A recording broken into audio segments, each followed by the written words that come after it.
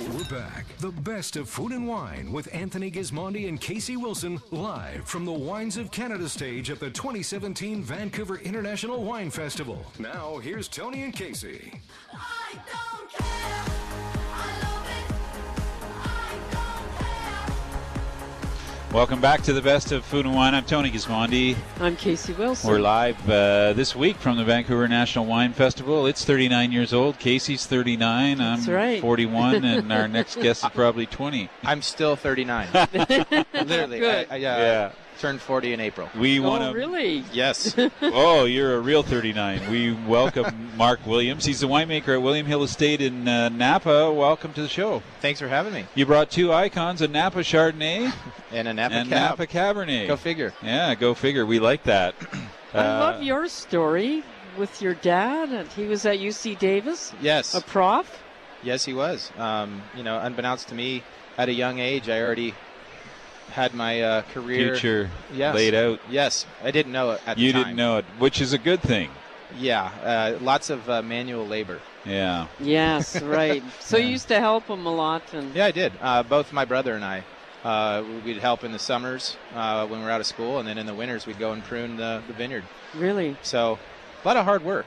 A lot of respect for all the vineyard workers. Oh, I'll say. Yeah, Did your brother end up in wine also? he sure did. He's a vineyard manager on the Central Coast Oh. of California. So it's kind of in the family. Wow. He got away from those Napa dudes. Yeah, he did. So we grew up in the Central Valley of California, and he went to the Central Coast, and I made my way up to Napa. Okay, William Hill, tell our listeners a little bit about where that is and give us a little quick background there. Yeah, William Hill, great, beautiful property in Napa, just outside of the town of Napa, southern Napa County. If people are familiar and know the Silverado Country Club, we are right across the street. So we kind of refer to it as a bench land. It's coming up off of the valley floor, right next to Silverado Trail. And the gentleman, Bill Hill, who founded the winery, was a vineyard developer. And so he really liked this location. It used to be an old pasture for cows. Yep. And people thought he was crazy to plant vineyards there. And he figured if he could cultivate the land and get some vines in the ground, he knew he'd be making some great wines. And So- why did they think he was crazy? Was that just not an area that anybody had planted in before? Yeah, so this was in the late 70s, and he was one of the first pioneers to actually develop vineyards in the mountains of Napa. I mean, if you go back to the Napa in the early days, most of the fruit was Right. planted on the valley floor. It's easy to cultivate. It's more fertile. And so, the trend now is to go to these extreme areas, Yes. very stressful, Yeah. make the vines work really hard. And so that was in the late 70s. And he cultivated the property, tons of rocks. It's right at the base of Atlas Peak. And cultivated it, planted it to, now it's all pretty much cab. And it's just a truly amazing site. I think one of the truly undervalued places to go tasting, because we have just gorgeous views of southern Napa. You can see the Mayacamas Range from our arbor. Yeah, totally. Well, you brought two wines in today, a Chardonnay and a Cabernet, and you just about touched on it there.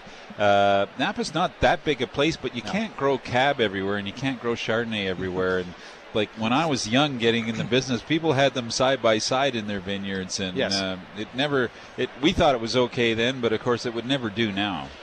Right. I think, the history of what was planted there when he originally planted in the late 70s is it's hard to find. But we know it's a great site for Cabernet. Yeah. We purchase all of our Chardonnay from growers throughout Napa. So to your point, you can't just grow any variety anywhere, but I think there are so many different microclimates in Napa that certain sites will lend itself to growing a wide variety of different grape varieties. Right. Okay, let's talk about the Chardonnay. This is the 2014 100% Chardonnay. Yep. And So you're telling me that it's a selection of fruit from several areas? Yeah. Or? So this wine comes from vineyards starting in Carneros, coolest region in Napa. Like you said, Napa's not very big. So we go to Carneros. That's the lemon and the citrus, or the yeah, exactly. That's where we go. Yeah. Kind of clay soils, very windy, close to the bay. Yeah. Less rainfall. Yep. Yeah, right next to the bay. We get the citrus, Meyer lemon from Carneros. Yep. Then as we move north in the valley into Oak Knoll, we start getting into some tree fruits, Rutherford, a little bit of minerality, and then we end in the north in St. Helena for some rich, ripe tropical, pineapple, beautiful mango. I love this Don't you? Chardonnay. I knew you would like Yes. that. Yeah, Yes. yeah. It's and- good. It's a great pleasurable wine. It's It great is. because it has this Beautiful. richness in this tropical fruit, but there's a freshness throughout the wine, so that after you have one sip, you want to have another and another. You do. And you start And then the thinking bottle's about gone. food. Yeah. Yes. Yeah. And There's always another bottle. you majored in food science. It was one of your majors. So does Yes. that give you a leg up on pairing? And if so, tell us what your favorite pairing is with this Chard. Yeah, I know. It's great that everyone thinks that winemakers are the ultimate, Yes. Wine and food. wine and food Pairs, pairer.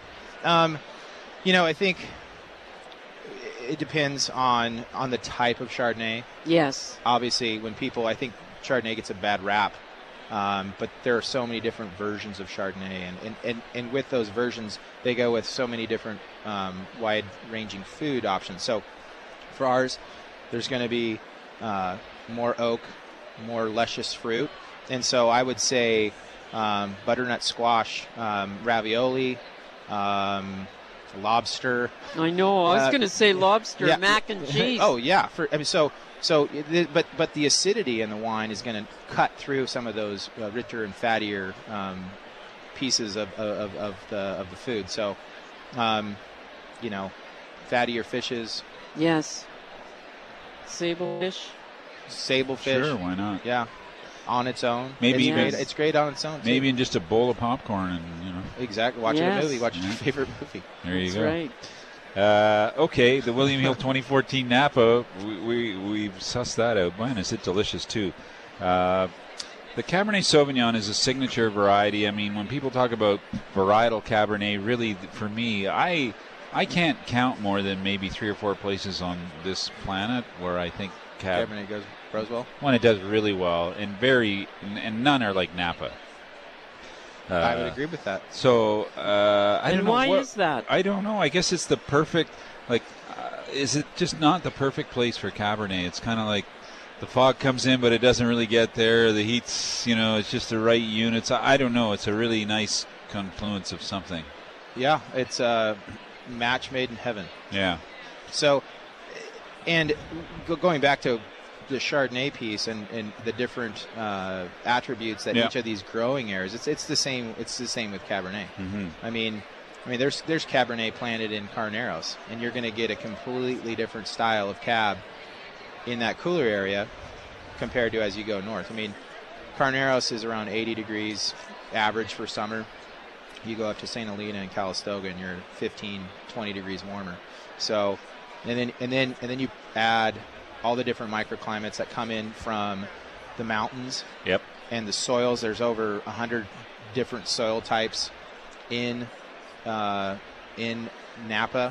and it's the combination of the coastal influence, the maritime influence of the bay and the Pacific Ocean, coupled with all the geological activity that happened millions and millions of years ago. The volcanoes, to create this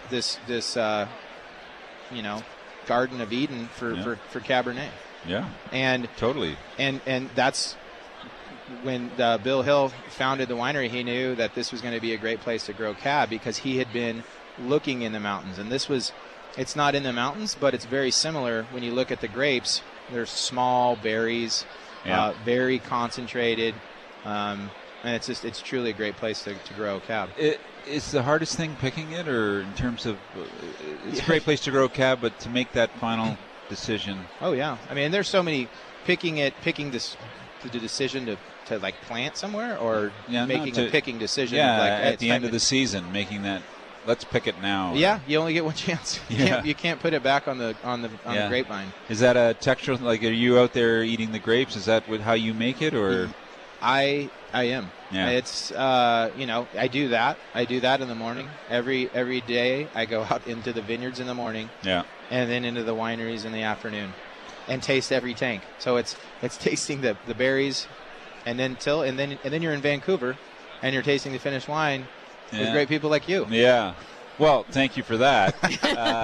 I always have this interesting, like you were mentioning you're 39, so you've been around for a while, but I think it's kind of scary. I kind of think of you at the first vintage, chewing grapes, yes. Probably beside a senior winemaker or whatever, and somebody's making a decision, and now you make that decision.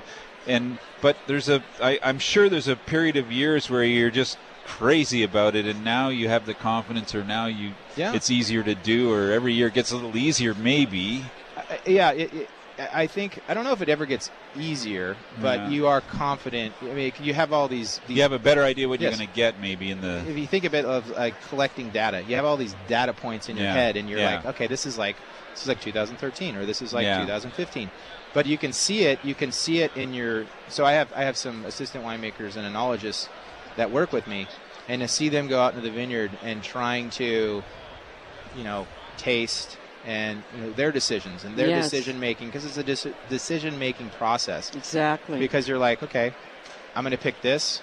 I mean, I could probably be here all day talking about this, but definitely the experience and the wide range of grapes that I've been able to taste throughout California and in Australia. That goes into every decision that I make now when I'm picking the grapes for William Hill. And before we let you go, just tell us what you would serve with this Cabernet Sauvignon. Steak. Okay. Steak. It's really good. Some steak and filet. We only have time for steak. Yeah. All right. Listen, great to catch up with you today. We tasted the 2014 William Hill Napa Valley Chardonnay, $30 on site at the festival, and we had one of the great vintages of Napa Valley Cabernet 2013, which sells for $36 currently on site at the festival. It's a great buy, actually, if you're coming down. Jump in the store and grab some. And thanks so much for joining us today, Mark. Yeah, thanks for having me. Mark Williams, winemaker, William Hill Estate Winery in Napa. We've just had two very delicious wines. Thank you so much. Thank you. You're listening to the Best of Food and Wine. We have to take a quick break. When we come back, more from the floor of the Vancouver International Wine Festival. It's year 39. This is the Best of Food and Wine show, broadcasting live from the Vancouver International Wine Festival, where you can enter to win a deluxe 2-night stay at the Painted Boat Resort Spa and Marina on the Sunshine Coast. Visit paintedboat.com.